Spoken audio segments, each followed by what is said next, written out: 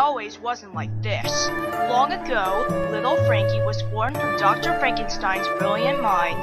Frankie's hometown was Slovenia, where he quietly became a hip-hop star. Until one day, his brain fell out of him, and Frankie was desperate to get a new one.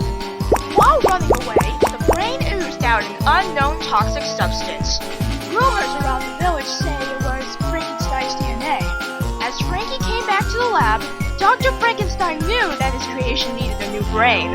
The doctor was indeed lucky to have one just in time for Frankie's transplant, and he did just that, putting Frankie's new brain inside him. When Frankie woke up, he felt stranger than before. Frankie became slow-witted and slow-moving.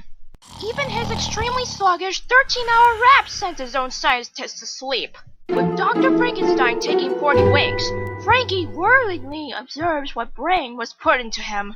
It turns out that it was the brain of a sloth. Frankie became horrified about this discovery. He was no hip-hop star. He was a monster. With that in mind, he had the ability to scare people. He also went on a rampage, so far to smash the jar that the brain was in, and scared the doctor away. No wonder Frankie turned against his original creator in the lab. With the doctor out of sight, Frankie plans to escape the lab. He jumped off of a table, but lost a bolt in the process. Thanks to Frankie's dullness, he doesn't know where it went. So he brushed it off and escaped the lab. As time went by, he began to deteriorate. Eventually, the deterioration was too much for him, and was broken instantly. No! No! No! Frankie, I thought I fixed you. But turns out, I only made it worse. And you had to die this early. Too grieved to tell the Slovenian public, Dr. Frankenstein went back to his lab. He then put Frankie into a box, wrapped it up, and sent it away. Goodbye, Frankie. Everyone in Slovenia will miss you. And that was the last time the doctor ever saw his creation. The next day, after Frankie's departure from Slovenia, it was my birthday. I was given a gift, which I opened. And surprise, surprise, it was Frankie, broken up into 34 little pieces. I was too distraught to see such a monstrous experiment gone wrong while inside my present. So I erratically shoved his corpse into a disc sleeve, and put it in the big folder of whatever stuff so I don't have to see that broken monstrosity ever again.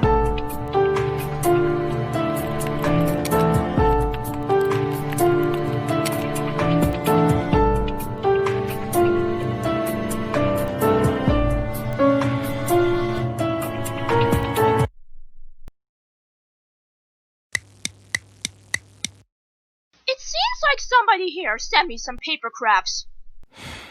Despite that, I'm not good at them. But I guess I have no choice but to take Frankie out of the big folder of whatever stuff.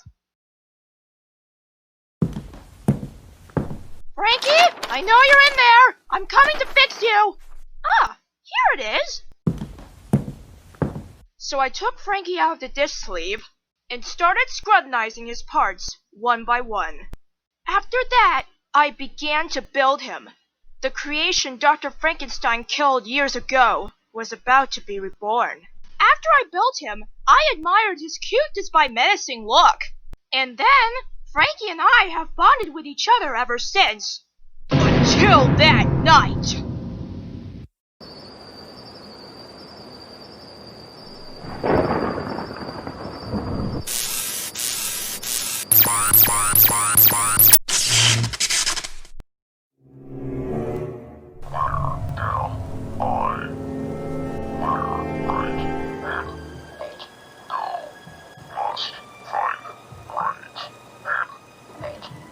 And that was the moment Frankie starts his adventure, finding his right head bolt. First, he climbed up the window. Then, he jumped out of it. The glass then shattered, causing Frankie to fall through. And much to his dismay, he finds a group of trick-or-treaters instead of a head bolt. That guy looks suspicious. Maybe he's just wearing his Halloween costume. I don't know. We'll ask to see if he has candy to give out to us. Trick or treat! Frankie find now? Candy! Frankie loves candy. He could pick up a piece and put it into his mouth right now. But wait, he doesn't have one. How can he eat such food and drink such drinks without a mouth?